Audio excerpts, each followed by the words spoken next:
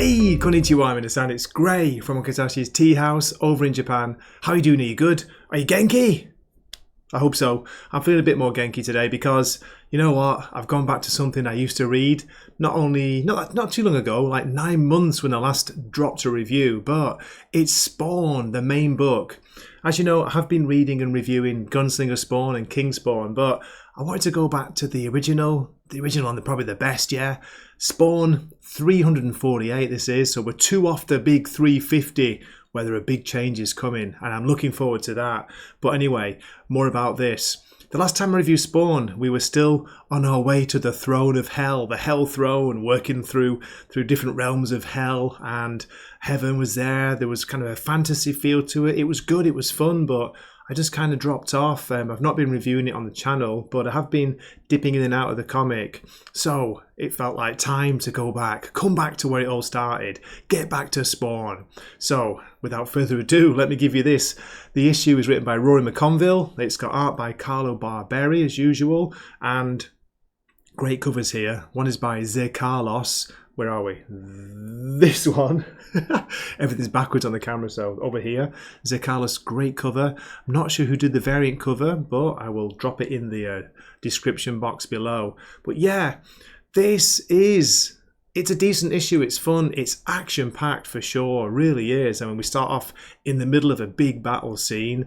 There's so much going on there. We also see Simmons and Wanda. They're walking through... is it the road below it's called? I think they're on the way to the throne, to Hell Throne. Is Al ever going to get there? Will Spawn take the throne? But if he does, is that a good thing? Will he ever be able to leave it if he does? That's one of the questions that they pose in this book. So yes, had a lot of fun reading this. It was good to get back to Spawn. Only $2.99 of course. You can't go wrong with that, can you? And very colourful, bright, fantasy style art at times. Really good, yeah, I like Barberi's style, but from what I've heard, I think Brett Booth is going to be on the book from issue 350, so I am very much looking forward to that. So, okay, what I'll do is, as usual, I'll give a story summary, but before I do that, I'll drop my score. I'm going to give this, it's been a while, so I'm going to give this a generous 8 out of 10. Yeah, I did really enjoy this. Okay, so please keep watching. Here we go. First off, we get this awesome cover by Carlos with Spawn looking out of a broken stained glass window. Now, I was going to read the previously, but it doesn't have much to do with the story, so let's just get on with it. Let's just jump in. We open with Nyx in the middle of a battle. She's fighting Sinn. Sinn is Cogliostro as far as I know. If that's right, I hope so. If it's wrong, please correct me in the comments. The narration says... Defeating Sinn was going to be a monumental challenge, but there was a moment, minutes into her attack, where she started to believe they might just have a chance. You can see in the background there we've got Cy-Gor, the awesome gorilla. I want to say Gorilla Grud. No, it's not him. Also, Jim Downing's there. Then on the next page we get a double page spread.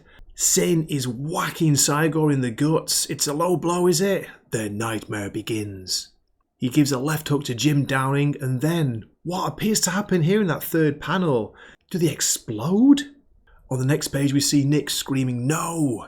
Then she hits Sinn with everything she has, but the truth is, it ain't enough. Gotta say, I'm really enjoying the colourful fantasy style art here. It's a crushing realisation for Nyx. The promised reinforcements are nowhere near close enough to help. She's doing her best to fight back, but we're told her body is failing. Before, she's blasted into darkness by Sinn. Then we switch scenes to the road below. Simmons' Spawn and Wanda, his ex-wife, they're walking together. It says here in a little box, see King Spawn 29 for more about Wanda and Spawn's reunion.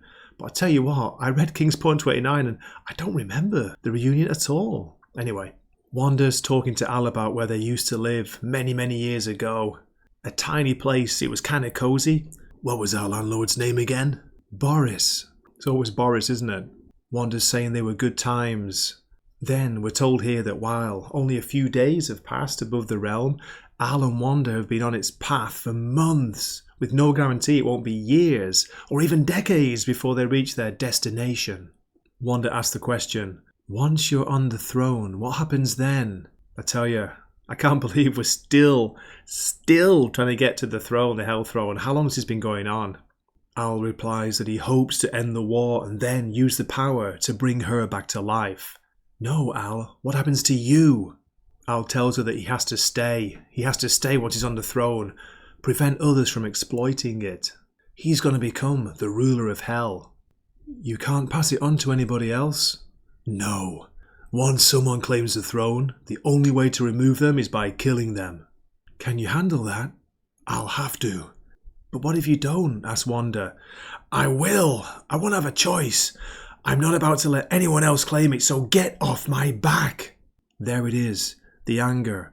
It's always been a part of him, but he seems to have less control over it now. He apologises to Wanda, but she's not in a good condition. We see her coughing here. We're told that journeying this path is brutal for all travellers, especially for a soul from heaven. The question is though, does Wanda have her own reasons for being there? On this page we see Sinn coming back to his realm. Hail, Sinn, King of Hell! Congratulations on another victory.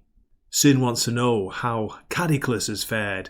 Cadiclus! I remember him. How's he doing? I'm afraid the battle has not gone as we'd hoped, my lord. Then we're in the Houses of Healing from Lord of the Rings. It's Nyx. She awakens from her dark slumber confused. Next to her lies Jim Downing. What about the others?